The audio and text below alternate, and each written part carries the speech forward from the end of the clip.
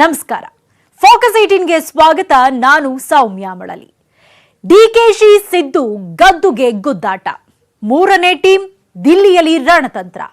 ಇಬ್ಬರ ನಡುವಿನ ಜಟಾಪಟಿ ಮೂರನೇ ಟೀಮಿಗೆ ಲಾಭವಾಗುತ್ತಾ? 3 ಟೀಮ್ 100 ಪ್ಲಾನ್. ಯಾರಿಗೆ ಪವರ್ ಸ್ಟ್ರೋಕ್? ಸಿದ್ದು ಡಿಕೆಶಿ ಬಣ ಕಟ್ಟಿ ಹಾಕಲು ಪರಂ ಟೀಮ್ ಮಾಡಿದ ಮಾಸ್ಟರ್ ಪ್ಲಾನ್ ಯಾವುದು? ಒಂದು ಗುರಿ, ಒಂದು ಅಜೆಂಡಾ. ಮುಖ್ಯಮಂತ್ರಿ ಕದನಕ್ಕೆ ವೇದಿಕೆ. ಇದುವೇ ಹೊತ್ತಿನ ಫೋಕಸ್ 18 ಮೂರನೇ ಟೀಮ್ ಚಕ್ರವ್ಯೂಹ.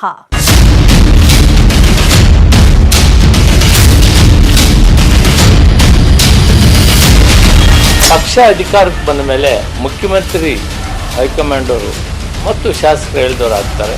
ಅದರಲ್ಲಿ ಯಾರ್ದು ಭಿನ್ನಾಭಿಪ್ರಾಯ ಇಲ್ಲ. ಚುನಾವಣೆ ಬಂದಾಗ ಆವಾಗ ತೀರ್ಮಾನ ಆಗುತ್ತೆ. ಏನು ಮುನಿಯಪ್ಪನವ್ರು ಹೇಳಿದ್ರು, ಶಾಸಕರು ಅವರ ಸಲಹೆ ಮೇಲೆಗೆ ಹೈಕಮಾಂಡು ಏನೇ ತೀರ್ಮಾನವನ್ನು ತೆಗೆದುಕೊಳ್ಳುತ್ತೆ. ಒಗ್ಗಟ್ಟಾಗಿ ಕೇಳಿ ನಾವು ಪಾರ್ಟಿ ತರೋ ಕಡೆ ಗಮನ ಕೊಡಬೇಕು. ಮುಖ್ಯಮಂತ್ರಿ ವಿಷಯ ಈಗ ಇಲ್ಲವೇ ಇಲ್ಲ. ಅದ್ರದ್ದು ನೀವು ಪಕ್ಷ ನಿಷ್ಠ ಅಲ್ಲ ಸರ್? ನಾವು ಶಿಸ್ತಿನ ಸಿಪಾಯಿಗಳಿಗೆ ಕೆಲಸ ಮಾಡ್ತೀವಿ. ವ್ಯಕ್ತಿ ಯಾವತ್ತೂ ದೊಡ್ಡದಾಗುವುದಿಲ್ಲ, ಪಕ್ಷದ ಜೊತೆಯಲ್ಲೇ ಇರಬೇಕು. ಸಿದ್ದರಾಮಯ್ಯನವ್ರ ಕಾಲದಲ್ಲಿ ನಾವು ಯಾವ ರೀತಿ ಕಾರ್ಯಕ್ರಮಗಳನ್ನು ಕೊಟ್ಟಿವಿ, ಆ ರೀತಿ ಮತ್ತೆ ರೈತರಿಗಾಗಲಿ ಬಡವರಿಗಾಗಲಿ ಕೊಡುವಂಥದ್ದಕ್ಕೆ ನಾವು ಕಾರ್ಯೋನ್ಮುಖರಾಗಬೇಕಾಗ್ತದೆ. ಡಿಕೆಶಿ ಸಿದ್ದು ಗದ್ದುಗೆ ಗುದ್ದಾಟ. ಮೂರನೇ ಟೀಮ್ ದಿಲ್ಲಿಯಲ್ಲಿ ರಣತಂತ್ರ. ಇಬ್ಬರ ನಡುವಿನ ಜಟಾಪಟಿ ಮೂರನೇ ಟೀಮಿಗೆ ಲಾಭವಾಗುತ್ತಾ? 3 ಟೀಮ್ 100 ಪ್ಲಾನ್. ಯಾರಿಗೆ ಪವರ್ ಸ್ಟ್ರೋಕ್?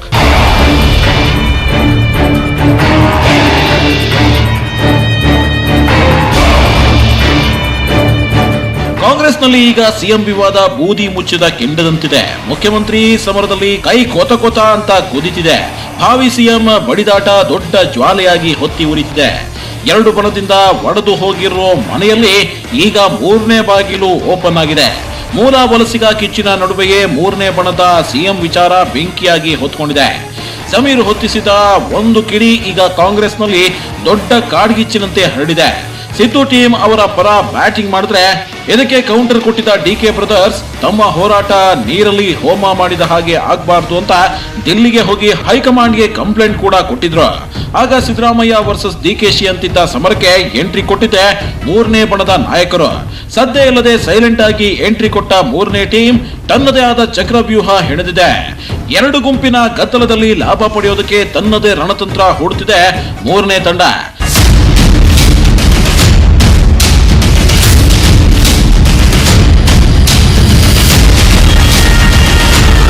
ಒಂದು ಕಡೆ ಬದ್ಧ ವೈರಿಗಳಂತೆ ಡಿಕೆಶಿ ಸಿದ್ದು ಗದ್ದುಗೆಗಾಗಿ ಗುದ್ದಾಟ ನಡೆಸುತ್ತಿದ್ದಾರೆ. ಈ ನಡುವೆ 3ನೇ ಬಣ ದಿಲ್ಲಿಯಲ್ಲಿ ರಣತಂತ್ರ ಹೂಡಿದೆ. ಈ ಇಬ್ಬರು ನಾಯಕರ ನಡುವಿನ ಜಟಾಪಟಿ 3ನೇ ಟೀಮ್ಗೆ ಲಾಭವಾಗುತ್ತಾ? 3 ಟೀಮ್ 100 ಪ್ಲಾನ್ ಮಾಡಿಕೊಂಡಿದ್ದು ಯಾರಿಗೆ ಪವರ್ ಸ್ಟ್ರೋಕ್ ಸಿಗುತ್ತೆ ಅನ್ನೋ ಕುತೂಹಲ ಹೆಚ್ಚಾಗಿದೆ.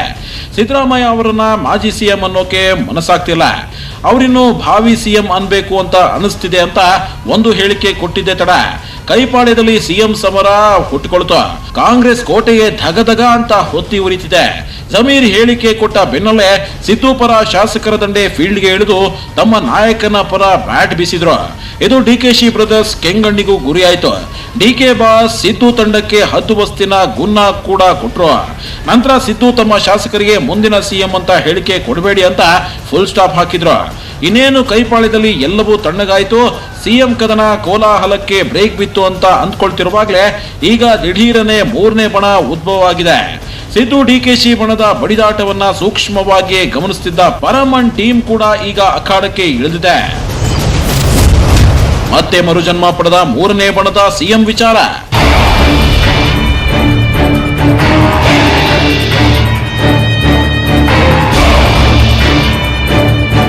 ಅತ್ತ ಹೈಕಮಾಂಡ್ ಕಾಂಗ್ರೆಸ್ನ ಹಿರಿಯ ನಾಯಕರು ಸಾಮೂಹಿಕ ನಾಯಕತ್ವದ ಮಂತ್ರ ಜಪಿಸುತ್ತಿದ್ರೆ ಇಲ್ಲಿ ದಿನಕ್ಕೊಂದು ಬಣಗಳು ಹುಟ್ಟುಕೊಳ್ತಿವೆ. ಈ ನಡುವೆ ದಲಿತ ಸಿಎಂ ಅನ್ನೋ ಕೂಗಿಗೆ ಮತ್ತೆ ಮರುಜನ್ಮ ನೀಡೋದಕ್ಕೆ ತೆರೆಮರೆಯ ಪ್ರಯತ್ನಗಳು ನಡೀತಿವೆ. ಎಸ್, ಸಿಎಂ ಸಮರದ ಬೆಂಕಿಗೆ ನೀರು ಸುರಿಯೋ ಪ್ಲಾನ್ ಇದೆಯೋ ಇಲ್ಲವೋ ಗೊತ್ತಿಲ್ಲ. ಮತ್ತೆ 3ನೇ ಬಣದ ಸಿಎಂ ಅಸ್ತ್ರ ಪ್ರಯೋಗಿಸೋ ತಂತ್ರವೋ ಗೊತ್ತಿಲ್ಲ. ಆದ್ರೆ ಕಾಂಗ್ರೆಸ್ನಲ್ಲಿ ಸದ್ದಿಲ್ಲದೆ ರಾಜಕೀಯ ದಾಳ ಉರುಳಿಸುತ್ತಿದೆ. ಶನಿವಾರ ರಾತ್ರಿ ದಿಢೀರ್ ಸಭೆ ಸೇರಿದ್ದ 3ನೇ ಬಣದ ನಾಯಕರು ಎಷ್ಟು ದಿನ ಅಂತ ಕಾಯೋದು, ಗಟ್ಟಿಯಾಗಿ ನಿಂತುಬಿಡೋಣ ಅಂತ ಹೇಳಿದ್ದಾರಂತೆ. ಪರಂ ಮುನಿಯಪ್ಪ, ಹಿಂದುಳಿದ ವರ್ಗಗಳ ನಾಯಕ ಬಿಕೆ ಹರಿಪ್ರಸಾದ್ ಮೂವರು ಸೀಕ್ರೆಟ್ ಸಭೆ ಮಾಡಿದ್ದೆ ತಡ ಸದ್ದಿಲ್ಲದೆ ಬದಲಾವಣೆಯ ಗಾಳಿ ಬೀಸ್ತಾ ಇದೆಯಾ ಅನ್ನೋ ಅನುಮಾನಗಳು ಮೂಡುತ್ತಿದೆ. ಈ ರಹಸ್ಯ ಸಭೆಯಲ್ಲಿ ಹಲವು ವಿಚಾರಗಳನ್ನ ಚರ್ಚಿಸಲಾಯಿತು. ರಹಸ್ಯ ಮೀಟಿಂಗ್ ಬೆನ್ನಲ್ಲೇ ಎಡಗೈ ಸಮುದಾಯದ ಪ್ರಬಲ ನಾಯಕ ಮುನಿಯಪ್ಪ ಹಾಗೂ ಬಿಕೆ ಹರಿಪ್ರಸಾದ್ ಭಾನುವಾರ ರಾತ್ರೋರಾತ್ರಿ ದಿಲ್ಲಿಗೆ ದೌಡಾಯಿಸಿದ್ರು. ಈ ಇಬ್ಬರು ಹಿರಿಯ ನಾಯಕರು ಯಾವಾಗ ದಿಲ್ಲಿಗೆ ದಂಡೆತ್ತಿದ್ರೋ ಈ ಭೇಟಿ ಹಿಂದೆ ಹಲವು ಅನುಮಾನಗಳು, ಪ್ರಶ್ನೆಗಳು ಹುಟ್ಕೊಂಡಿವೆ. ದಿಲ್ಲಿಯಲ್ಲೇ ಕುಳಿತು ದಾಳ ಹೂಡಿದ್ರ ಉಭಯ ನಾಯಕರು. ಹೈಕಮಾಂಡ್ ಭೇಟಿ ತಳ್ಳಿ ಹಾಕಿದ ಲೀಡರ್ಸ್. ಹರಿಪ್ರಸಾದ್ ಹಾಗೂ ಮುನಿಯಪ್ಪ ದಿಲ್ಲಿಗೆ ಹೋಗಿದ್ದು ಹೈಕಮಾಂಡ್ ಭೇಟಿಗೆ ಪ್ರಯತ್ನ ನಡೆಸಿದ್ರು. ಒಂದ್ ಕಡೆ ರಾಜ್ಯದಲ್ಲಿ ನಾಯಕತ್ವ ಜಟಾಪಟಿ ಜೋರಾಗ್ತಿದೆ. ಬೀದಿಗೆ ಬಂದೆ ನಾಯಕರು ಸಿಎಂ ನಾನಾ ನೀನಾ ಅನ್ನೋ ಲೆವೆಲ್ಗೆ ಫೈಟ್ ಮಾಡ್ತಿದ್ದಾರೆ. ಇಂತಹ ಟೈಮ್ನಲ್ಲಿ ಈ ಇಬ್ಬರು ನಾಯಕರು ದಿಲ್ಲಿಗೆ ದಾಂಗುಡಿ ಇಟ್ಟಿದ್ದು ಹಲವು ರಾಜಕೀಯ ಕುತೂಹಲಗಳನ್ನ ಹುಟ್ಟುಹಾಕಿದೆ.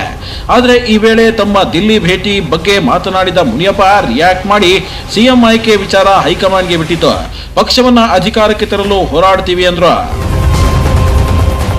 ಈಗಾಗಲೇ ಆದೇಶ ಕೊಟ್ಟಿರೋದ್ರಿಂದ ನಾವೆಲ್ಲರೂ ಶಿಸ್ತಿನ ಸಿಪಾಯಿಗಳಾಗಿ ಪಾಲನೆ ಮಾಡಿ ಒಗ್ಗಟ್ಟಾಗಿ, ಆದೇಶಕ್ಕೆ ಇಲ್ಲ ಅನ್ನೋ ರೀತಿಯಲ್ಲಿ ವರ್ತಿಸ್ತಾ ಇದ್ದಾರಲ್ಲ ಸರ್? ಇಲ್ಲ, ಒಗ್ಗಟ್ಟಾಗಿ ಸೇರಿ ನಾವು ಪಾರ್ಟಿ ತರೋ ಕಡೆ ಗಮನ ಕೊಡಬೇಕು.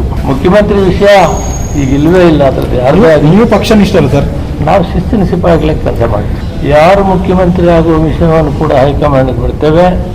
ಈಗ ಅಪ್ರಸ್ತುತವಾಗಿದೆ ಆ ವಿಷಯಗಳು. ದಯವಿಟ್ಟು ಇದನ್ನು ನಾನು ಯಾವತ್ತೂ ಕೂಡ ಯಾವ ವಿಷಯದಲ್ಲಿ ಕೂಡ ಇಷ್ಟನ್ನೇ ಹೇಳ್ಕೊಂಡ್ಬಂದಿದ್ದೇನೆ ಡಿಸೆಂಬರ್ನಿಂದ. ಇವತ್ತು ಹೇಳ್ತಾ ಇದ್ದೀನಿ, ಪಕ್ಷ ಕಟ್ಟೋಂಗೆ ಒಗ್ಗಟ್ಟಾಗಿ ಎಲ್ಲರೂ ಕೆಲಸ ಮಾಡೋಣ ಅಂತ ಮನವಿ ಮಾಡ್ತೀನಿ. ಬಿಕೆ ಹರಿಪ್ರಸಾದ್ ದಿಲ್ಲಿಗೆ ಬಂದಿದ್ದು ಸಿಎಂ ವಿಚಾರಕ್ಕಲ್ಲ, ಪಕ್ಷ ಅಧಿಕಾರಕ್ಕೆ ಬಂದಾಗ ಚರ್ಚೆ ಮಾಡ್ತೀವಿ ಅಂದ್ರು. ಹಾಗೆ ಇದೇ ವೇಳೆ ಮಾತನಾಡಿದ ಹರಿಪ್ರಸಾದ್, ನದಿ ದಡಕ್ಕೆ ಹೋದಾಗ ದಾಟುವುದು ಹೇಗೆ ಅಂತ ಯೋಚಿಸೋಣ. ನಮ್ಮದು ನಾಗ್ಪುರ, ಯೂನಿವರ್ಸಿಟಿ ಸರ್ಕಾರವಲ್ಲ ಅಂತ ಪರೋಕ್ಷವಾಗಿ ಬಿಜೆಪಿಗೆ ತಿರುಗೇಟು ನೀಡಿದ್ರು. ನದಿ ದಡಕ್ಕೆ ಹೋಗೋದು ಅಂದ್ರೆ ಇನ್ನೂ ಚುನಾವಣೆನೇ ಬಂದಿಲ್ಲ, ಈಗಿರೋ ಸರ್ಕಾರದ ಅವಧಿನೇ ಮುಗ್ದಿಲ್ಲ. ನಾಯಕತ್ವದ ಬಗ್ಗೆ ಈಗಲೇ ಈ ಮಟ್ಟಿಗೆ ಜಟಾಪಟಿ ಬೇಡ ಅಂತ ಪರೋಕ್ಷವಾಗಿ ತಮ್ಮದೇ ನಾಯಕರಿಗೆ ಹರಿಪ್ರಸಾದ್ ಮಾತಿನ ಚಾಟಿ ಏಟು ಬೀಸಿರೋ ರೀತಿ ಇತ್ತು. ತಿಳ್ಕೊಂಡಿರ್ತಕ್ಕಂಥ ಕಾಂಗ್ರೆಸ್ ಬೇರೆ, ನಾವು ನಿಲ್ಲಿರ್ತಕ್ಕಂಥ ಕಾಂಗ್ರೆಸ್ ಬೇರೆ. ಯಾವುದೇ ಸಮಸ್ಯೆಗಳಿಲ್ಲ. ನದಿ ದಡಕ್ಕೆ ಹೋದಾಗ ನದಿ ದಾಟತಕ್ಕಂಥ ಕೆಲಸವನ್ನು ಮಾಡೋಣ. ನದಿ ದಡ ಭಾಳ ದೂರ ಇದೆ, ಅದರಿಂದ ನದಿ ದಡಕ್ಕೆ ಹೋದಾಗ ದಾಟೋದು ಹೇಗೆ ಅಂತ ಯೋಚನೆ ಮಾಡೋಣ. ಮುಖ್ಯಮಂತ್ರಿಗಳ ವಿಚಾರ ಗೊಂದಲ ಅನ್ನೋದೇನಿಲ್ಲ. ನಮ್ಮ ಪಕ್ಷ ನಾಗ್ಪುರ್ ಯೂನಿವರ್ಸಿಟಿಯ ನಿರ್ದೇಶನದಲ್ಲಿರ್ತಕ್ಕಂಥ ಪಾತ್ರಧಾರಿಗಳಲ್ಲ. ಎಲ್ಲರ ಅನಿಸಿಕೆಗಳು ಅವ್ರಿಗೆ ಹೇಳಲಿಕ್ಕೆ ಅವ್ರಿಗೆ ಹಕ್ಕಿದೆ, ಅದರಲ್ಲೇನು ತಪ್ಪಿಲ್ಲ. ಚುನಾವಣೆ ಬಂದಾಗ ಆವಾಗ ತೀರ್ಮಾನ ಆಗುತ್ತೆ. ಏನು ಮುನಿಯಪ್ಪನವ್ರು ಹೇಳಿದ್ರು, ಶಾಸಕರು ಅವರ ಸಲಹೆಯ ಮೇಲೆಗೆ ಹೈಕಮಾಂಡು ಏನೇ ತೀರ್ಮಾನವನ್ನು ತೆಗೆದುಕೊಳ್ಳುತ್ತೆ, ಅಲ್ಲಿವರು ಕಾರಣ. ಬೆಂಕಿ ಇರದೆ ಹೊಗೆ ಆಡಲ್ಲ ಅನ್ನೋ ಮಾತಿದೆ. ಮೇಲ್ನೋಟಕ್ಕೆ ಈ ಇಬ್ಬರು ನಾಯಕರು ನಾವು ಸಿಎಂ ವಿಚಾರಕ್ಕೆ ದಿಲ್ಲಿಗೆ ಬಂದಿಲ್ಲ ಅಂದ್ರೂ ಅದೇ ಲೆಕ್ಕಾಚಾರವನ್ನೇ ಇಟ್ಟುಕೊಂಡು ದಿಲ್ಲಿಗೆ ಪಯಣ ಬೆಳೆಸಿದ್ರು ಅಂತ ರಾಜಕೀಯ ಪಂಡಿತರು ವಿಶ್ಲೇಷಿಸುತ್ತಾರೆ. ಕಾಂಗ್ರೆಸ್ನಲ್ಲಿ ಸಿಎಂ ಗದ್ದುಗೆ ಗದ್ದಲ್ಲ ಹಿರಿಯ ನಾಯಕರಿಗೆ ಇರ್ಸು ಮುರ್ಸು ತಂದಿದೆ. ಇದಕ್ಕೆ ಕೌಂಟರ್ ಪ್ಲಾನ್ ಮಾಡಬೇಕು ಅನ್ನೋ ಕಾರಣಕ್ಕೆ ಹಿಂದುಳಿದ ವರ್ಗಗಳ ನಾಯಕರು ದಿಲ್ಲಿಗೆ ಭೇಟಿ ಕೊಟ್ಟಿದ್ರು. ರಾಜ್ಯಸಭೆ ಸದಸ್ಯ ಜಿಸಿ ಚಂದ್ರಶೇಖರ್ ಜೊತೆ ಈ ಬಗ್ಗೆ ಚರ್ಚೆ ನಡೆಸಿರೋ ಸಾಧ್ಯತೆಗಳಿವೆ ಅನ್ನೋ ಮಾತುಗಳಿವೆ. ಈಗಿನಿಂದಲೇ ಅಜೆಂಡಾ ಸೆಟ್ ಮಾಡಿಕೊಳ್ತಿದ್ದಾರಾ ಪರಂ? ಎಲ್ಲರನ್ನು ಒಗ್ಗೂಡಿಸೋ ಮಂತ್ರ ಪಠಿಸುತ್ತಿದ್ದಾರಾ ಮಾಜಿ ಡಿಸಿಎಂ? ಇಷ್ಟು ದಿನ ಸೈಲೆಂಟ್ ಆಗಿದ್ದ ಮಾಜಿ ಡಿಸಿಎಂ ಡಾಕ್ಟರ್ ಜಿ ಪರಮೇಶ್ವರ್ ಒಮ್ಮೆಲೆ ಸಿಎಂ ಕದನದ ಅಖಾಡಕ್ಕೆ ಇಳಿದಿದ್ದರ ಹಿಂದೆ ಹಲವು ಲೆಕ್ಕಾಚಾರಗಳು ಅಡಗಿವೆ. ಥರ್ಡ್ ಫ್ರಂಟ್ ಮತ್ತೆ ಮುನ್ನೆಲೆಗೆ ತರೋದಕ್ಕೂ ಒಂದು ಕಾರಣ ಇದೆ. ಈ ಹಿಂದೆಯೇ 2 ಬಾರಿ ಪರಮೇಶ್ವರ್ಗೆ ಸಿಎಂ ಸ್ಥಾನ ಒಲಿಯುವ ಅವಕಾಶವಿತ್ತು. ಆದ್ರೆ ಹಲವು ಕಾರಣಗಳಿಂದ ಅವರಿಗೆ ಮುಖ್ಯಮಂತ್ರಿ ಸ್ಥಾನ ಮಿಸ್ ಆಗಿತ್ತು. ಆದ್ರೆ ಈ ಬಾರಿ 3ನೇ ಅವಕಾಶ, ಮುಖ್ಯಮಂತ್ರಿ ಆಗೋಕೆ ಕೊನೆಯ ಅವಕಾಶ. ಈಗ ಪರಂಗೆ ಮಾಡು ಇಲ್ಲವೇ ಮಡಿ ಅನ್ನೋ ಪರಿಸ್ಥಿತಿ ಎಂಬಂತಾಗಿದೆ. ಅಭಿನಹಿತೋ ಕಭಿನಹಿ ಅನ್ನೋ ಹಾಗೆ ಈಗಿಲ್ಲ ಅಂದ್ರೆ ಮತ್ತೆ ಮುಂದೆಂದೂ ಇಲ್ಲ ಅನ್ನೋ ರೀತಿ ಇದೆ. ಇದೇ ಮೊದಲ ಬಾರಿಗೆ ತಾವಾಗೆ ಫೀಲ್ಡ್ಗೆ ಇಳಿದಿದ್ದಾರೆ. ಹೀಗಾಗಿನೇ ಪರಮೇಶ್ವರ್ ಚುನಾವಣೆ 2 ವರ್ಷ ಇದ್ರೂ ಕೂಡ ಈಗಿನಿಂದಲೇ ಅದಕ್ಕಾಗಿ ವೇದಿಕೆ ಸಿದ್ಧತೆ ಮಾಡ್ಕೊಳ್ತಿದ್ದಾರೆ. ರಾಜಕೀಯ ಭಾಷೆಯಲ್ಲಿ ಹೇಳೋದಾದ್ರೆ ಅದಕ್ಕಾಗಿ ಅಜೆಂಡಾ ಸೆಟ್ ಮಾಡ್ಕೊಳ್ತಿದ್ದಾರೆ ಅನ್ನೋ ಮಾತಿದೆ. ಪರಮೇಶ್ವರ್ ಕೈಪಾಳ್ಯದ ಸರಳ ಸಜ್ಜನಿಕೆಯ ರಾಜಕಾರಣಿ. ಅವರು ಸಿದ್ದರಾಮಯ್ಯ ರೀತಿ ಮಾಸ್ ಲೀಡರ್ ಅಲ್ಲ. ಎಲ್ಲಾ ಜಾತಿಯ ಮತಗಳನ್ನ ಸೆಳೆಯುವಷ್ಟು ಛಾತಿ ಅವರಲ್ಲಿಲ್ಲ. ಆದ್ರೆ ಪಕ್ಷದಲ್ಲಿ ಪರಮೇಶ್ವರ್ ಬಗ್ಗೆ ಒಳ್ಳೆಯ ಅಭಿಪ್ರಾಯಗಳಿವೆ. ಅವರೊಂದು ರೀತಿ ನಿರುಪದ್ರವಿ ರಾಜಕಾರಣಿ ಅನ್ನೋ ಮಾತಿದೆ. ಹಾಗೆ ಪರಮೇಶ್ವರ್ ಸೋನಿಯಾ ಗಾಂಧಿಗೆ ಅತ್ಯಾಪ್ತರು ಕೂಡ ಆಗಿದ್ದಾರೆ. ಇವೆಲ್ಲವನ್ನ ಸದುಪಯೋಗ ಪಡಿಸಿಕೊಳ್ಳೋದಕ್ಕೆ ಪ್ಲಾನ್ ಮಾಡ್ತಿದ್ದಾರೆ. ಚುನಾವಣೆಗೆ ಇನ್ನೂ 2 ವರ್ಷ ಇರೋದ್ರಿಂದ ಭದ್ರ ಬುನಾದಿ ಹಾಕೊಳ್ತಿದ್ದಾರೆ. ಪರಂ ಜೊತೆ ಮುನಿಯಪ್ಪ ಕೈ ಜೋಡಿಸಿದ್ರ ಹಿಂದಿದ್ಯಾ ಪ್ಲಾನ್? 3ನೇ ಬಣದಲ್ಲಿ ಮುನಿಯಪ್ಪ ಪಾತ್ರ ಕೂಡ ತುಂಬಾ ಮುಖ್ಯವಾಗಿದೆ. ಇವರು ಎಡಗೈ ಸಮುದಾಯದ ಪ್ರಬಲ ನಾಯಕ. ಕಾಂಗ್ರೆಸ್ನಲ್ಲಿ ಒಂದು ಸಮಸ್ಯೆ ಅಂದ್ರೆ ಎಡಗೈ ಮತ್ತು ಬಲಗೈಗೆ ಅಷ್ಟಕ್ಕಷ್ಟೇ ಆಗಿತ್ತು. ಆದ್ರೆ ಈಗ ಪರಂ ಆ ಎಲ್ಲಾ ಬಿಕ್ಕಟ್ಟನ್ನ ಬದಿಗೊತ್ತಿ ಎಡಗೈ ಹಾಗೂ ಬಲಗೈ ಒಗ್ಗಟ್ಟು ಪ್ರದರ್ಶಿಸೋಣ ಅಂತ ಮುನಿಯಪ್ಪನವರಲ್ಲಿ ಮನವಿ ಮಾಡಿಕೊಂಡಿದ್ದಾರೆ ಅನ್ನೋ ಮಾತಿದೆ. ಈಗ ಪರಂ ಜೊತೆ ಕೈ ಜೋಡಿಸೋದು ಮುನಿಯಪ್ಪ ಅವರಿಗೂ ಅನಿವಾರ್ಯ. ಸ್ವಾಮಿ ಕಾರ್ಯ ಸ್ವಕಾರ್ಯ ಅನ್ನೋ ಹಾಗೆ ಇದರಲ್ಲಿ ಮುನಿಯಪ್ಪ ಅವರ ಸ್ವಹಿತಾಸಕ್ತಿಯೂ ಅಡಗಿದೆ. ಇದರ ಹಿಂದೆ ಮಗಳ ರಾಜಕೀಯ ಭವಿಷ್ಯ ರೂಪಿಸೋ ಲೆಕ್ಕಾಚಾರ ಅಡಗಿದೆ ಅಂತ ಹೇಳಲಾಗ್ತಿದೆ. ಈಗಾಗಲೇ ಕಾಂಗ್ರೆಸ್ ಮಹಿಳಾ ಘಟಕದ ಅಧ್ಯಕ್ಷ ಸ್ಥಾನದಲ್ಲಿ ತಮ್ಮ ಮಗಳು ರೂಪಾ ಶಶಿಧರ್ ಅವರನ್ನ ತರಬೇಕು ಅನ್ನೋದು ಮುನಿಯಪ್ಪ ಅವರ ಸ್ಟ್ರಾಟಜಿ ಆಗಿದೆ. ಮೊನ್ನೆ ನಡೆದ ಸೀಕ್ರೆಟ್ ಸಭೆಯಲ್ಲಿ ಈ ವಿಚಾರ ಕೂಡ ಚರ್ಚೆ ಆಯಿತು. ಮುನಿಯಪ್ಪ ಲಾಬಿಗೆ ಪರಮೇಶ್ವರ್ ಕೂಡ ಧನಿಯಾಗಿದ್ದಾರೆ. ರೂಪಾ ಶಶಿಧರ್ ಪರ ಬ್ಯಾಟಿಂಗ್ ಮಾಡಲು ಸಿದ್ಧತೆ ಮಾಡಿಕೊಂಡಿದ್ದಾರೆ ಅಂತ ಹೇಳಲಾಗ್ತಿದೆ. ಹಾಗೆ ಕೋಲಾರದಲ್ಲಿ ತಮ್ಮ ಹಿಡಿತ ಸಾಧಿಸಲು ಕೂಡ ಮುನಿಯಪ್ಪ ಎಡಗೈ ದಾಳ ಹೂಡುತ್ತಿದ್ದಾರೆ ಅನ್ನೋ ಮಾತಿದೆ. ಹಾಗೆ ಇನ್ನೊಂದು ಕಡೆ ಬಿಕೆ ಹರಿಪ್ರಸಾದ್ ಒಬಿಸಿ ನಾಯಕ ಹಿಂದುಳಿದ ವರ್ಗಗಳ ಮತಗಳನ್ನ ಟ್ರಂಪ್ ಕಾರ್ಡ್ ಮಾಡ್ಕೊಳ್ಳೋದಕ್ಕೆ ಪರಂ ಹರಿಪ್ರಸಾದ್ ಅವರ ಸಹಾಯವನ್ನ ಕೇಳ್ತಿದ್ದಾರೆ. ಈಗಾಗಲೇ ಕುರುಬ ಜನಾಂಗದ ಸಿದ್ದರಾಮಯ್ಯ ಒಮ್ಮೆ ಸಿಎಂ ಆಗಿದ್ದಾರೆ. ಈಗ ರಾಜ್ಯದಲ್ಲಿ 3ನೇ ಬಣದ ನಾಯಕನಿಗೆ ಸಿಎಂ ಆಗುವ ಅವಕಾಶ ಸಿಗಲಿ. ಇಲ್ಲಿ ಎಡಗೈ ಬಲಗೈ ಇಲ್ಲ, ಅವೆಲ್ಲವನ್ನು ಬದಿಗೊತ್ತಿ ತಮ್ಮ ಸಮುದಾಯದ ನಾಯಕನಿಗೆ ಮುಖ್ಯಮಂತ್ರಿ ಪಟ್ಟ ದೊರಕಲಿ ಅಂತ ಮುನಿಯಪ್ಪ ಕೂಡ ಅಭಿಲಾಷೆ ಹೊಂದಿದ್ದಾರೆ ಅನ್ನೋ ಮಾತುಗಳು ರಾಜಕೀಯ ವಲಯದಲ್ಲಿ ಓಡಾಡ್ತಾ ಇವೆ. ಇಷ್ಟು ಕುರ್ಚಿ ಕಚ್ಚಾಟದ ನಡುವೆ ಸೈಲೆಂಟ್ ಆಗಿರೋ ಮತ್ತೊಬ್ಬ ಲೀಡರ್ ಕಡೆ ಹಲವರ ಕಣ್ಣು ನೆಟ್ಟಿದೆ. ಅವರ ನಡೆ ಏನು ಅನ್ನೋದು ಈಗ ಕುತೂಹಲ ಹುಟ್ಟಿಸಿದೆ. ಸಿಎಂ ರೇಸ್ನಲ್ಲಿ ಘಟಾನುಘಟಿ ನಾಯಕರ ಹೆಸರೇ ಕೇಳಿ ಬರ್ತಾ ಇದೆ. ಹಲವರು ಕುರ್ಚಿಗಾಗಿ ಕಾದಾಟಕ್ಕಿಳಿದಿದ್ದಾರೆ. ಆದ್ರೆ ಸಿಎಂ ಆಗೋ ಅರ್ಹತೆ ಇರೋ ಆ ಪ್ರಬಲ ನಾಯಕ ಮಾತ್ರ ಸೈಲೆಂಟ್ ಆಗಿದ್ದಾರೆ. ಆ ನಾಯಕ ಯಾರು? ಅವ್ರು ಯಾಕೆ ಸೈಲೆಂಟ್ ಆಗಿದ್ದಾರೆ? ಇವೆಲ್ಲದರ ಬಗ್ಗೆ ಕಂಪ್ಲೀಟ್ ರಿಪೋರ್ಟ್ ಹೇಳಿದೆ ನೋಡಿ.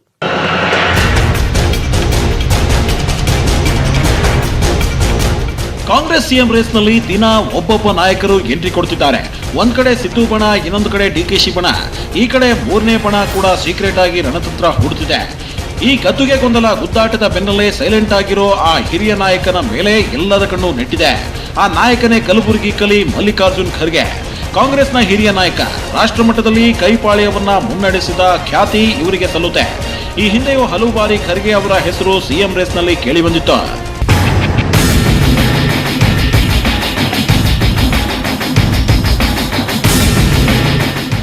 ಮಲ್ಲಿಕಾರ್ಜುನ್ ಖರ್ಗೆ ಸಿಎಂ ಆಗೋಕೆ ಸಮರ್ಥ ವ್ಯಕ್ತಿ. ಅವರಲ್ಲಿ ಅಷ್ಟೊಂದು ಅಗಾಧವಾದ ರಾಜಕೀಯ ಅನುಭವವಿದೆ. ಲೋಕಸಭೆ ಪ್ರತಿಪಕ್ಷ ನಾಯಕನಾಗಿಯೂ ಕಾಂಗ್ರೆಸ್ ಸಾರಥ್ಯ ವಹಿಸಿಕೊಂಡಿದ್ರು. ಹೈಕಮಾಂಡ್ನಿಂದ ಹಿಡಿದು ರಾಜ್ಯ ನಾಯಕರು ಎಲ್ಲರ ಜೊತೆಗೂ ಉತ್ತಮ ಒಡನಾಟವಿದೆ.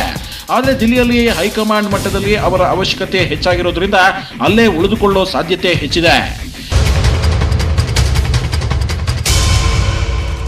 ಇನ್ನು ಈ ನಡುವೆ ಕೇಸರಿ ಕಲಿಗಳಂತೆ ಕೈ ಕಲಿಗಳು ಕೂಡ ಒಬ್ಬರ ಹಿಂದೆ ಒಬ್ಬರು ದಿಲ್ಲಿ ದಂಡಯಾತ್ರೆ ಮಾಡ್ತಿದ್ದಾರೆ. ಡಿಕೆಶಿ ದಿಲ್ಲಿಗೆ ಭೇಟಿ ಕೊಟ್ಟು ಬಂದ ಬೆನ್ನಲ್ಲೇ ಈಗ ಹರಿಪ್ರಸಾದ್ ಹಾಗೂ ಮುನಿಯಪ್ಪ ಭೇಟಿ ಕೊಟ್ಟಿದ್ರು. ನಂತರ ಸಿದ್ದರಾಮಯ್ಯ ಕೂಡ ಹೈಕಮಾಂಡ್ ಭೇಟಿ ಮಾಡಲಿದ್ದಾರೆ. ಡಿಕೆಶಿ ಹೂಡಿದ ದಾಳಕ್ಕೆ ಪ್ರತಿದಾಳ ಹೂಡೋಕೆ ಸಜ್ಜಾಗಿದ್ದಾರೆ. ಇನ್ನೊಂದು ಕಡೆ ಪರಮೇಶ್ವರ್ ಕೂಡ ದಿಲ್ಲಿ ವರಿಷ್ಠರ ಭೇಟಿಗೆ ಸಮಯಾವಕಾಶ ಕೇಳಿದ್ದಾರಂತೆ. ಮೂಲಗಳ ಪ್ರಕಾರ ಸಿದ್ದರಾಮಯ್ಯ ಮುಂದಿನ ವಾರ ದಿಲ್ಲಿಗೆ ಭೇಟಿ ನೀಡಲಿದ್ದು, ಈ ವೇಳೆ ರಾಹುಲ್ ಗಾಂಧಿ ಅವರನ್ನ ಭೇಟಿ ಮಾಡಿ ಹಲವು ವಿಚಾರಗಳ ಬಗ್ಗೆ ಚರ್ಚೆ ನಡೆಸಲಿದ್ದಾರೆ. ಇದೇ ವೇಳೆ ಮುಂದಿನ ಸಿಎಂ ಕುರಿತ ಹೇಳಿಕೆಗಳಿಂದ ಉಂಟಾಗಿರುವ ವಿವಾದದ ಕುರಿತು ಚರ್ಚೆ ಆಗುವ ಸಾಧ್ಯತೆ ಇದೆ. ಇದೆಲ್ಲ ಒಂದ್ ಕಡೆ ಆದ್ರೆ ಕೈ ಸಿಎಂ ಸಮರದ ಬಗ್ಗೆ ಬಿಜೆಪಿ ನಾಯಕರು ತಮ್ಮದೇ ಆದ ರೀತಿಯಲ್ಲಿ ರಿಯಾಕ್ಟ್ ಮಾಡಿದ್ದಾರೆ.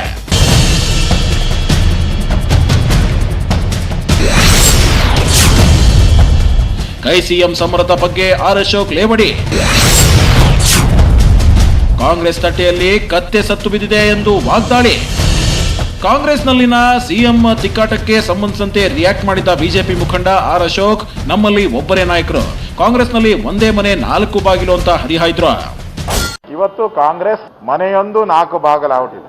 4 ದಿಕ್ಕಿಗೆ 4 ಬಾಗಿಲಿದೆ. ಒಂದು ದಲಿತರಾಗಬೇಕು ಅಂತ ಒಂದು ಬಾಗಿಲು, ಲಿಂಗಾಯತರಾಗಬೇಕು ಅಂತ ಒಂದು ಬಾಗಿಲು, ಇನ್ನೊಂದು ಬಾಗಿಲು ಬ್ಯಾಕ್ವರ್ಡ್ ಆಗಬೇಕು ಅಂತ ಇನ್ನೊಂದು ಬಾಗಿಲು, ಒಕ್ಕಲಿಗರಾಗಬೇಕು ಅಂತ ಇನ್ನೊಂದು ಬಾಗಿಲು. ಈ 4 ಬಾಗಿಲಿಗೆ ಫಸ್ಟು ಬೀಗ ಹಾಕಿ ಯಾವುದಾದ್ರೂ 3 ಬಾಗಿಲಿಗೆ ಬೀಗ ಅಂತೂ ಹಾಕ್ಬೇಕು. ಹಾಕಿದ್ರೆ ಉಳಿದೊಂದು ಬಾಗಿಲು ಸರಿ ಇದೆ ಅಂತ. ಅದರಿಂದ BJP ಬಗ್ಗೆ ಟೀಕೆ ಮಾಡೋಕ್ಕೆ ಮುಂಚೆ ನಿಮ್ಮನೇನ ಸರ್ ಮಾಡ್ಕೊಳ್ಳಿ. ಹಾಗೆ ಮುಂದುವರೆದಂತೆ ಕಾಂಗ್ರೆಸ್ ಥರ್ಡ್ ಫ್ರಂಟ್ ಬಗ್ಗೆಯೂ ಪ್ರತಿಕ್ರಿಯಿಸಿದ ಅಶೋಕ್, ಮೊದಲು ಒಂದು ಫ್ರಂಟ್ ಇದೆ, ಡಿಕೆಶಿ ಎರಡನೇ ಫ್ರಂಟ್ ಆಯ್ತು, ದಲಿತರು ಪರಮೇಶ್ವರ್ ಎಲ್ಲ ಸೇರಿ ಥರ್ಡ್ ಫ್ರಂಟ್ ಓಪನ್ ಮಾಡಿ ದೆಹಲಿ ರೀಚ್ ಆಗಿದ್ದಾರೆ ಅಂದ್ರು. ಈಗಾಗಲೇ ಎಲ್ಲ ಫ್ರಂಟ್ಗಳನ್ನು ಡೆಲ್ಲಿ ರೀಚ್ ಆಗ್ತಾವೆ. ಕಾಂಗ್ರೆಸ್ ಅಲ್ಲಿರೋ ಎಲ್ಲ ಫ್ರಂಟ್ಗಳು ಡೆಲ್ಲಿಯನ್ನು ರೀಚ್ ಆಗ್ತಾ ಇದ್ದಾರೆ. 2 ಫ್ರಂಟ್ ರೀಚ್ ಆಗಿದೆ, ಇನ್ನು 2 ಫ್ರಂಟ್ ಬೆಂಗಳೂರಲ್ಲೇ ಇದೆ. ಬೆಂಗಳೂರವರು 2 ಫ್ರಂಟ್ ಅಲ್ಲಿ ಡೆಲ್ಲಿಗೆ ಹೋದ್ಮೇಲೆ ಪೂರ್ತಿ ಮನೆನೇ ಹೊರಟೋಗ್ಬಿಡ್ತದೆ, ಮನೆನೇ ಖಾಲಿ ಆಗೋಗ್ಬಿಡ್ತದೆ. ಕೇಂದ್ರ ಸಚಿವ ಪ್ರಹ್ಲಾದ್ ಜೋಶಿ ಪ್ರತಿಕ್ರಿಯಿಸಿ, ಸಿಎಂ ಗಾದಿಗೆ ಬಿಜೆಪಿಯವರು ಹೊಡೆದಾಡಿದ್ರೆ ನಡೆಯುತ್ತೆ, ಏನೂ ಇಲ್ಲದೆ ಅವ್ರು ಯಾಕೆ ಹೊಡೆದಾಡಬೇಕು ಅಂತ ಪ್ರಶ್ನಿಸಿದ್ರ. ಅಲ್ಲ, ನಮ್ದು ಏನೋ ಒಂದ್ ಸ್ವಲ್ಪ ಅಟ್ಲೀಸ್ಟ್ ಈಗ ಕೇಂದ್ರದಾಗೂ ಅಧಿಕಾರದ ಇಲ್ಲೂ ಅಧಿಕಾರ ಇದ್ದಾಗ ಒಂದ್ಸತಿ ಬಡದಾಡ್ತಾರ, ಏನಿಂದ ಬಡದಾಡ್ತಾ ಇದ್ದಾರ, ಇದ್ದಾಗೂ ಬಡದಾಡಬಾರ್ದು, ಅದು ಬೇರೆ ಪ್ರಶ್ನೆ. ದಟ್ ಈಸ್ ಮೈ ಪರ್ಸನಲ್ ಇದು. ಬಟ್ ಅವ್ರು 2 ಗುಂಪು ಮಾಡ್ಕೊಂಡಾರ, ಅದು ಸಿದ್ದರಾಮಯ್ಯನವ್ರಿಗೆ ಡಿ ಕೆ ಶಿವಕುಮಾರ್ ಅವ್ರಿಗೆ ಆಗುವುದಿಲ್ಲ ಅನ್ನೋದು ಓಪನ್ ಸೀಕ್ರೆಟ್. ಕೈಪಾಳ್ಯದಲ್ಲಿ ಸಿಎಂ ಕದನ ಕೋಲಾಹಲವನ್ನೇ ಸೃಷ್ಟಿಸಿದೆ. ಈ ಕಚ್ಚಾಟಕ್ಕೆ ಬ್ರೇಕ್ ಹಾಕೋದಕ್ಕೆ ಹೈಕಮಾಂಡ್ ಕೂಡ ನಿಗೂಢ ವ್ಯೂಹ ರಚಿಸಿದೆ. ಡಿಕೆಶಿ ಸಿಎಂ ಗದ್ದುಗೆಗಾಗಿ ತಮ್ಮದೇ ಆದ ರಣತಂತ್ರ ಹೂಡಿದ್ದಾರೆ. ಈ 2 ಬಣವನ್ನ ಕಟ್ಟಿ ಹಾಕೋಕೆ ಥರ್ಡ್ ಫ್ರಂಟ್ ಕೂಡ ಅಸ್ತ್ರ ಹೂಡ್ತಿದೆ. ಇವೆಲ್ಲವನ್ನು ಕಂಟ್ರೋಲ್ ಮಾಡೋದಕ್ಕೆ ಹೈಕಮಾಂಡ್ ಕೂಡ ತಯಾರಿ ನಡೆಸ್ತಾ ಇದೆ. ಬಣ ಬಡಿದಾಟವನ್ನ ಗಂಭೀರವಾಗಿ ಪರಿಗಣಿಸಿರೋ ದಿಲ್ಲಿ ವರಿಷ್ಠರು ಆ ಒಂದು ಮಾಸ್ಟರ್ ಸ್ಟ್ರೋಕ್ ಹೂಡೋದಕ್ಕೆ ಮುಂದಾಗಿದ್ದಾರೆ. ಸಿದ್ದುನೇ ಮುಂದಿನ ಸಿಎಂ ಆಗಬೇಕು ಅಂತ ಸಿದ್ದು ಬಣದ ಆಪ್ತರು ಹೇಳಿಕೆ ಕೊಡೋದರ ಹಿಂದೆಯೂ ಅನೇಕ ಕಾರಣಗಳಿವೆ. ಕಾಂಗ್ರೆಸ್ ಅಧಿಕಾರಕ್ಕೆ ಬಂದರೆ ಕೆಪಿಸಿಸಿ ಅಧ್ಯಕ್ಷರಾದವರೇ ಸಿಎಂ ಆಗಬಹುದೆಂಬ ಭೀತಿ ಎದುರಾಗಿದೆ. ಹೀಗಾಗಿ ಮುಂದಿನ ಮುಖ್ಯಮಂತ್ರಿ ವಿವಾದ ಜೀವಂತವಾಗಿರೋದು ಸದ್ಯಕ್ಕೆ ಬೇಕಾಗಿದೆ. ಯಾವುದೇ ವಿವಾದಗಳಿಲ್ಲದೆ ನಿರ್ವಿವಾದವಾಗಿ ಉಳಿದುಬಿಟ್ರೆ ಮುಂದೆ ಕೆಪಿಸಿಸಿ ಅಧ್ಯಕ್ಷರೇ ಮುಂದಿನ ಸಿಎಂ ಅಭ್ಯರ್ಥಿ ಅನ್ನೋ ಸಂದೇಶ ರವಾನೆಯಾಗುತ್ತೆ. ಹೀಗಾಗಿ ತಮ್ಮ ಆಪ್ತರ ಮೂಲಕ ಸಿಎಂ ದಾಳ ಹೂಡುತ್ತಿದ್ದಾರೆ ಸಿದ್ದು ಅನ್ನೋ ಮಾತಿದೆ. ಇನ್ನೊಂದು ಕಡೆ ಕಾಂಗ್ರೆಸ್ ಪಾಲಿನ ಆಪ್ತ ರಕ್ಷಕ, ವರ್ಷಾನುಗಟ್ಟಲೆ ಕಾಂಗ್ರೆಸ್ ಕಟ್ಟಾಳುವಾಗಿ ದುಡಿದ ಡಿಕೆಶಿ ಈ ಬಾರಿ ಸಿಎಂ ಹುದ್ದೆಯನ್ನೇ ಪಡೆದೇ ತೀರ್ತೀನಿ ಅನ್ನೋ ಆತ್ಮವಿಶ್ವಾಸದಲ್ಲಿದ್ದಾರೆ. ಈ ನಡುವೆ ಸಿದ್ದು ಪಟಾಲಂ ಈ ರೀತಿ ಸ್ಟೇಟ್ಮೆಂಟ್ಗಳನ್ನ ಕೊಡ್ತಾ ಇರೋದು ಡಿಕೆಶಿಗೆ ಕನಸು ಭಗ್ನವಾಗುವ ಭೀತಿಯಲ್ಲಿದ್ದಾರೆ. ಅದಕ್ಕಾಗಿಯೇ ಸಿದ್ದು ಬಣವನ್ನ ಕಟ್ಟಿ ಹಾಕೋದಕ್ಕಾಗಿ ಡಿಕೆಶಿ ಇಟ್ಟ ಮೊದಲ ಸ್ಟೆಪ್ ಅಂದ್ರೆ ಕೆಪಿಸಿಸಿ ಸರ್ಜರಿ. ಕೆಪಿಸಿಸಿ ಪದಾಧಿಕಾರಿಗಳಲ್ಲಿ ಬದಲಾವಣೆ ಮಾಡೋಕೆ ಮುಂದಾಗಿದ್ದಾರೆ ಡಿಕೆಶಿ. ಕೆಪಿಸಿಸಿ ಪುನರ್ರಚನೆಯಲ್ಲೂ ಮುಕ್ಕಾಲು ಭಾಗ ತನ್ನದೇ ಟೀಮ್ ಮಾಡಿಕೊಳ್ತಿದ್ದಾರೆ. ಈ ನಡುವೆ ಥರ್ಡ್ ಫ್ರಂಟ್ ಕೂಡ ತೆರೆಮರೆಯಲ್ಲಿ ಸಿಎಂ ರೇಸ್ಗೆ ತಯಾರಿ ನಡೆಸುತ್ತಿದೆ. ಡಿಕೆಶಿ ಸಿದ್ದು ಬಣದ ಕಚ್ಚಾಟದ ಸಂಪೂರ್ಣ ಲಾಭ ಪಡೆಯೋದಕ್ಕೆ ಪರಮನ್ ಟೀಮ್ ಸಜ್ಜಾಗಿದೆ. 2 ಬಣದ ವಿರೋಧಿಗಳನ್ನ ತಮ್ಮ ಬಣಕ್ಕೆ ಸೆಳೆಯೋದಕ್ಕೆ ತೆರೆಮರೆಯಲ್ಲೇ ಪ್ಲಾನ್ ಕೂಡ ಮಾಡಲಾಗ್ತಿದೆ. ಎಡಗೈ ಬಲಗೈ ಎಂಬ ವಾದ ಬದಿಗೊತ್ತಿ ಡಿಕೆಶಿ ಹಾಗೂ ಸಿದ್ದುಯೇತರ ಬಣಕ್ಕೆ ವೇದಿಕೆ ರೆಡಿ ಮಾಡಿಕೊಳ್ಳುತ್ತಿದೆ ಈ 3ನೇ ಬಣ.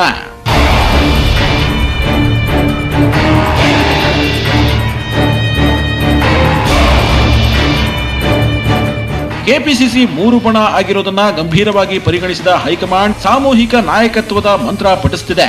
ಸಾಮೂಹಿಕ ನಾಯಕತ್ವದಲ್ಲಿ ಮುಂದಿನ ಚುನಾವಣೆ ಎದುರಿಸಿ ಅಂತ ಸಂದೇಶ ಸಾರಿದೆ. ಇದಕ್ಕಾಗಿ ಡಿ ಕೆ ಶಿವಕುಮಾರ್ ಹಾಗೂ ಸಿದ್ದರಾಮಯ್ಯನವರನ್ನ ಒಂದೇ ವೇದಿಕೆಗೆ ಕರೆತರೋದಕ್ಕೆ ಪ್ರಯತ್ನ ಮಾಡ್ತಾ ಇದೆ. ಕಾಂಗ್ರೆಸ್ ಕಾರ್ಯಕಾರಿಣಿ ಸದಸ್ಯರಾಗಿರೋ ದಿನೇಶ್ ಗುಂಡೂರಾವ್ ಮೂಲಕ ಒಂದುಗೂಡಿಸೋ ಪ್ರಯತ್ನಕ್ಕೆ ಕೈ ಹಾಕಿದೆ. ಇದರ ಮೊದಲ ಭಾಗವಾಗಿ ಎಂಬಂತೆ ಪರಮೇಶ್ವರ್ ಅವರನ್ನ ಭೇಟಿಯಾಗಿರೋ ದಿನೇಶ್ ಗುಂಡೂರಾವ್ ಚರ್ಚೆ ನಡೆಸಿದ್ದಾರೆ. ಇನ್ನು ಈಗ ದಿಲ್ಲಿಗೆ ಭೇಟಿ ಕೊಡುವ ನಾಯಕರಿಗೂ ಹೈಕಮಾಂಡ್ ಸೂಕ್ಷ್ಮವಾಗಿ ಬುದ್ಧಿ ಹೇಳೋ ಸಾಧ್ಯತೆ ಇದೆ. ಬಣ ಬಡಿದಾಟಕ್ಕೆ ಬ್ರೇಕ್ ಹಾಕಿ ಪಕ್ಷದ ವರ್ಚಸ್ಸನ್ನ ಹೆಚ್ಚಿಸಲು ಕರೆ ಕೊಡಬಹುದು. ಬಹಿರಂಗವಾಗಿ ಯಾರೆಲ್ಲ ಹೇಳಿಕೆ ಕೊಡ್ತಾರೋ ಅಂತಹ ಹೇಳಿಕೆ ವೀರರಿಗೆ ನೋಟಿಸ್ ಜಾರಿ ಮಾಡೋ ಸಾಧ್ಯತೆ ಕೂಡ ಇದೆ. ಈಗಾಗಲೇ ರಾಜ್ಯ ಕಾಂಗ್ರೆಸ್ ಶಿಸ್ತು ಸಮಿತಿ ಸಿದ್ದು ಬಣ ಹಾಗೂ ಡಿಕೆಶಿ ಬಣಕ್ಕೆ ಚಾಟಿ ಏಟು ಬೀಸಿದೆ. ಬಹಿರಂಗವಾಗಿ ಭಾವಿ ಸಿಎಂ ಅಂದ್ರೆ ಬಾಯಿಗೆ ಬೀಗ ಫಿಕ್ಸ್ ಗ್ಯಾರಂಟಿ. ಯಾರ್ಯಾರು ಮುಂದಿನ ಸಿಎಂ ಬಗ್ಗೆ ಬಹಿರಂಗವಾಗಿ ಮನಬಂದಂತೆ ಹೇಳಿಕೆ ಕೊಡ್ತಾರೋ ಅಂತವರಿಗೆ ಲಂಗು ಲಗಾಮು ಹಾಕೋಕೆ ಎಲ್ಲಾ ಸಿದ್ಧತೆಗಳು ನಡೀತಿವೆ. ಇಷ್ಟೆಲ್ಲ ಇದ್ರೂ ಕೂಡ 3 ಬಣಗಳು ಸಿಎಂ ಹುದ್ದೆಗಾಗಿ ತಮ್ಮದೇ ಆದ ಚಕ್ರವ್ಯೂಹವನ್ನ ಹೆಣಿತಿವೆ. ಕಾಂಗ್ರೆಸ್ನಲ್ಲಿ ದಿನಕ್ಕೊಬ್ರು ಸಿಎಂ ರೇಸ್ಗೆ ಸೇರ್ಕೊಳ್ತಾನೆ ಇದ್ದಾರೆ. ಒಬ್ರ ಹಿಂದೆ ಒಬ್ರು ದಿಲ್ಲಿ ದಂಡಯಾತ್ರೆ ಮಾಡ್ತಿದ್ದಾರೆ. ಇನ್ನು ಯಾರ್ಯಾರು ಯಾವ್ಯಾವ ರೀತಿ ದಾಳ ಹೂಡ್ತಾರೆ ಅನ್ನೋದನ್ನ ಕಾದು ನೋಡಬೇಕು. ಇದಾಗಿತ್ತು ಈ ಹೊತ್ತಿನ ಫೋಕಸ್ 18. ನೋಡ್ತಾರಿ ನ್ಯೂಸ್ 18 ಕನ್ನಡ. ಜಾಲ ನಮ್ಮದು, ಬಲ ನಿಮ್ಮದು.